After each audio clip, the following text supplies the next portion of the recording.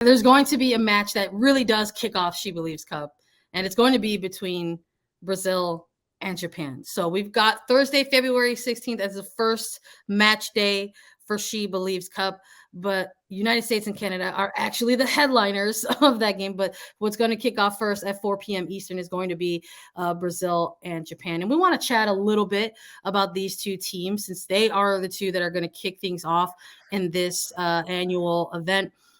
Let's start with Brazil a little bit here. We're excited to watch this team take on the SheBelieve's Cup. As we started to see the rosters roll in for this tournament, I got so excited, Lisa. You remember I was tweeting, I was texting you, I was slacking, and I was like, oh my God, there's so many Brazilians who are gonna be out there, not only representing their country, but there are 7 of them who are going to be representing NWSL clubs as well. So, I mean, and across all different lines, we're talking defenders, midfielders, forwards. You got to shout out Bruinha with Gotham. We got to shout out Adriana with Orlando Pride, Ari with Racing Louisville, Caroline with North Carolina Courage, Bianchi with Chicago Red Stars, Devinha now with Kansas City Current, right? And of course, Marta with Orlando Pride. And maybe let's talk about that a little bit, right? Marta, we're talking about legends of the game. We talked a lot about Christine Sinclair. Marta potentially could make her return to the pitch in SheBelieve's Cup. 11 months. 11 months. Nearly a whole year. 11 months since we have seen the Marta magic on the pitch. She suffered that ACL tear last March, and it took her out for the entirety of the NWSL season. She's been training, right? We've seen her at Orlando putting out on their social medias the training, her personal ones as well. I think we're going to see her, right? We have to see her. I am so excited about that. I mean, yeah, you look at this Brazilian side, they're ranked number 9 right now in the FIFA rankings. They've been in the SheBelieve's Cup before, right? They've played in this. They understand the competition. They understand the atmosphere around it. This is Brazil's 3rd SheBelieve's Cup.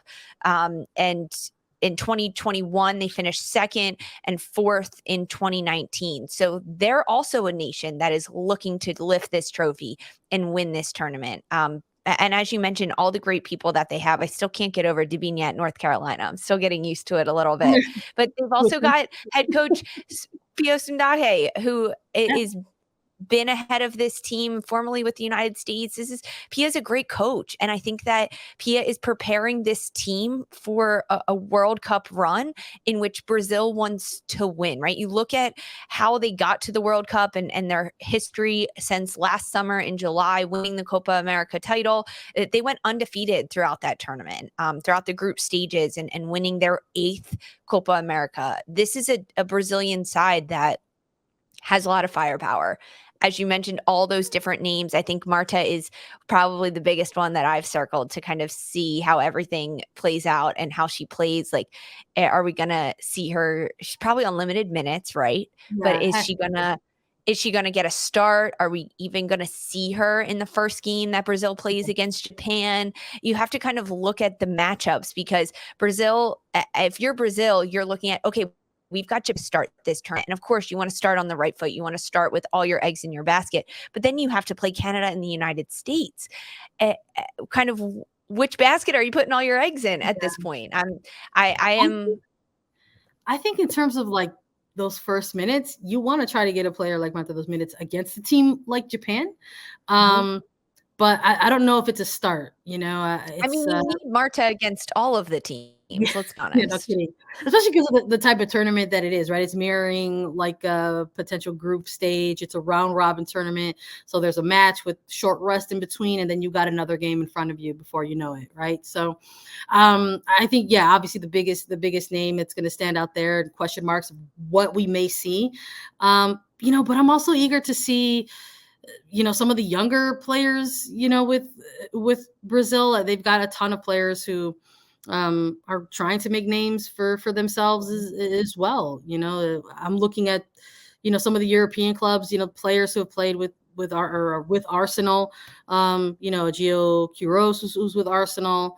I think you look at defenders like Tarsiani. Like it's just like it's just curious. I think the coaches going into this type of tournament, still maybe want to use some evaluation for the younger players, in the build up to Yeah. a World Cup as they have to prepare a roster, but I think there's some good energy or some good players that you could take a look at. I'm keeping my eye on a lot of the Arsenal players just because I feel like I've seen more games, from them. I think if we're talking about Marta at this point as a legend in general for Brazil, I think, Rafael, who's with Arsenal, is maybe the defensive legend, and then that side, she's held things down for quite some time. But I think it's also an opportunity for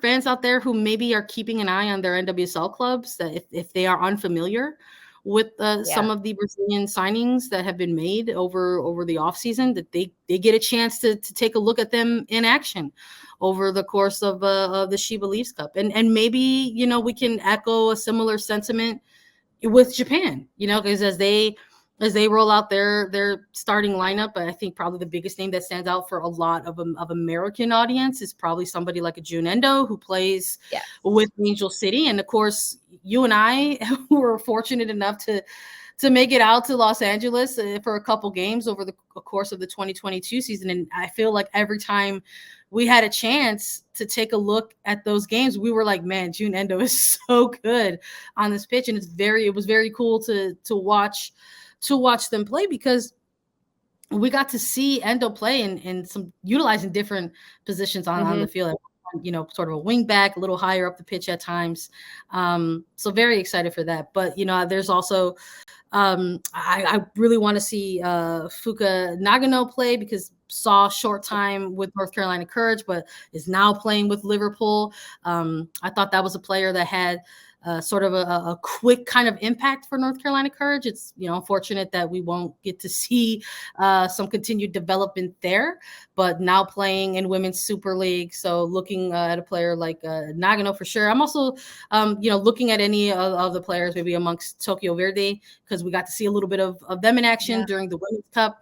But I think of all the games that could potentially take place over the course of SheBelieve's Cup, I am really excited for Brazil versus Japan. I think there's some tactical matchups of individual battles that you might want to keep an eye on the pitch, and who's going to get the better of who when this game actually gets kicked off. And it's only 3 games, so not to put any pressure on any of the 4 teams, but it's probably pretty important to get some points out of these first games. You want to make a pick? Let's maybe transition with a pick. I love making a pick. I mean, this is one of the games that when we talked about it initially in our SheBelieve's Cup, that Brazil, Japan is going to be a great matchup to see the tactical side of this and kind of which team comes out on top. I'm so excited to watch this game. In terms of predictions, I think Japan is going to get the win over Brazil in this opening match of SheBelieve's Cup. And it is the opening match because this one kicks off tomorrow afternoon, whereas the United States, Canada is tomorrow evening. And I'm going to go with Japan. A narrow, though, not too many goals, a narrow win for Japan. What about you? Oh my God. I don't want to be this way, but I can't help but feel like this one might end in a draw. I'm very excited about these 2 teams. I want to pick a winner and I want to pick a loser. We love that. That's the American way, winner and a loser. But I feel like this has the makings of a draw. Look, there's a lot of players on both sides of this roster that have players playing in different areas of the globe, right? Some of these players who are coming into SheBelieve's Cup are in form, are already in full swing of their season, right? But there are some that are coming in off of a long off season. I mean, we're talking about 7 players for Brazil that are representing NWSL clubs that are really just in the swing of their preseason. So what is that going to look like coming into this match? So I do think there will be a period of adjustment for Brazil to try to play into this game. So I wouldn't be shocked if maybe it's a little bit of a come from behind. So while I want to give the edge to Japan, I'll stay with a draw just to have 2 different picks in the opening game.